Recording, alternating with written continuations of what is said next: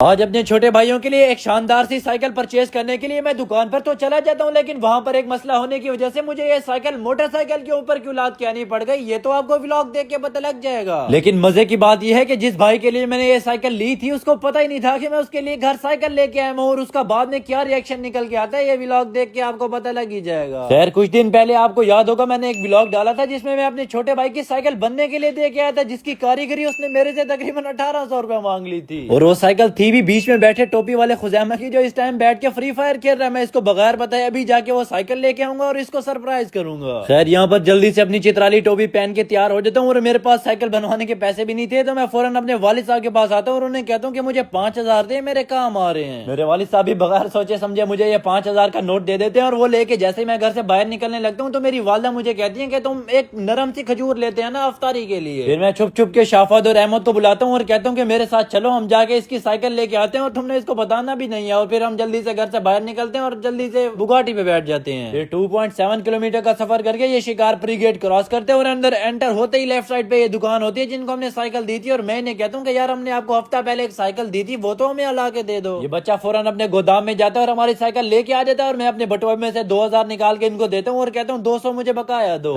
200 لینے کے بعد فائنلی ہمارے پاس یہ سائیکل آ جاتی ہے، اور یہاں پر کھڑا ہو کے میں اس کو چیک کر رہا ہوتا ہوں کہ کہیں اس میں کوئی خرابی تو نہیں ہے، اور یہاں پر اس کا میں پہلے تو سٹینڈ چیک کر لیتا ہوں۔ بعد میں پھر یہ سائیکل میں پکڑاتا ہوں شافت کو اور کہتا ہوں اس کو چیک کرو چلا کے یہ صحیح طرح چلتی بھی ہے کہ نہیں، اور یہاں پر جیسے یہ پیڈل مارنے لگتے ہیں تو بھائی اس سے سائیکل چلتی ہی نہیں ہے، یہ آگے جا کے ٹھک جاتا ہے۔ اب یہاں پر اس چھوٹی سی سائیکل پہ 2000 لگانے کے بعد میرا تو بڑا دماغ خراب ہوا تھا۔ میں ان کو کہتا ہوں کہ بھائی تم اترو مجھے چلانے دو، اور یہاں پر جیسے ہی میں اس کے اوپر بیٹھتا ہوں تو مجھے تو ایسی فیلنگ آ رہی ہوتی ہے جیسے بھائی اونٹ جو ہے وہ سائیکل کے اوپر بیٹھ گیا، اور دیکھو بھائی میں کیسا لگ رہا ہوں۔ اور یہاں پر سائیکل چلا کے چیک کرتا ہوں تو اس کا ہینڈل اڑ رہا ہوتا ہے، یہ صحیح طرح مڑ ہی نہیں رہا ہوتا، سیدھا جا رہا ہوتا ہے۔ یہاں پر مجھے تو پھر آ جاتا ہے غصہ، میں فوراً سائیکل لے کے دکاندار کے پاس آتا ہوں اور اس سے کہتا ہوں یہ 2000 روپے کا تو نے کیا بنایا؟ وہ پھر وہی سائیکل کو کبا کرتا ہے اور اس کے اندر پھر یہ تیل ڈالتا ہے۔ تیل ڈالنے کے بعد فوراً صافی سائیکل کو چلاتا ہے تو یہ سائیکل اس سے بھی چل رہی ہوتی ہے، تو یہاں میں اس کو کہتا ہوں تم یہاں کھڑے ہو کے انتظار کرو، میں جب تک جا کے امی کے لیے کھجوریں لے کے آتا ہوں۔ خیر یہاں پر میری قسمت ایسی اچھی تھی کہ کھجوروں والی دکان بھی وہیں ساتھ تھی، میں جلدی سے وہاں جاتا ہوں اور جو مجھے سب سے نرم کھجور نظر آ رہی ہوتی ہے میں اس کا ریٹ پوچھ لیتا ہوں۔ اب یہ سامنے پڑی بلیک کھجور مجھے یہ 700 روپے کلو بتاتے ہیں، میں جلدی سے 1 کلو پیک کروا لیتا ہوں، اور آپ کے پاس یہ کھجور کتنے روپے کلو مل رہی ہے مجھے کامنٹ کر کے لازمی بتانا۔ خیر یہاں سے 1 کلو کھجور پرچیز کر کے میں فوراً شافعت اور احمد کے پاس جاتا ہوں اور انہیں کہتا ہوں کہ تم سائیکل پر آگے چلو، مطلب میرے آگے آگے چلو، میں موٹر سائیکل پہ پیچھے پیچھے آ رہا ہوں۔ خیر اب ہمارا گھر بھی یہاں سے تقریباً 3.5 کلومیٹر کی دوری پر تھا۔ میں شافعت کو کہتا ہوں وہاں تک جاتے جاتے تیرے گوڈا میں پانی ختم ہو جائے گا تو یہ سائیکل اٹھا کے چپ کر کے موٹر سائیکل کے پیچھے لاد لے۔ وہ بھی پھر میری بات مان لیتا ہے، اور پھر 2.7 کلومیٹر کا سفر کر کے جیسے ہی ہم گھر پہنچتے ہیں تو اندر بیٹھے خزیمہ کو خوشبو آ جاتی ہے کہ بھائی باہر میری سائیکل آ گئی ہے، اور وہ فوراً باہر بھاگتا ہوا آ جاتا ہے۔ یہاں پر پہلے تو اس کو یقین نہیں آ رہا تھا کہ یہ اسی کی سائیکل ہے، اور پھر جیسے اس کو سمجھ آتی ہے تو اس کی چہرے سے مسکراہٹ دیکھو نکلتی۔ اب یہاں پر یہ تو ہنستا کھیلتا ہوا خوش ہو جاتا ہے، لیکن اس کو ہنستا کھیلتا ہوا دیکھ کے محسن کو جیلس ہونے لگ جاتی ہے، اور وہ کہتا ہے بھائی اس کی سائیکل آ گئی ہے، میری سائیکل بھی لے گیا، اور اسی وجہ سے بھائی وہ کھجوریں اٹھا کے کھڑا ہو جاتا ہے، امی کو دے ہی نہیں رہا ہوتا۔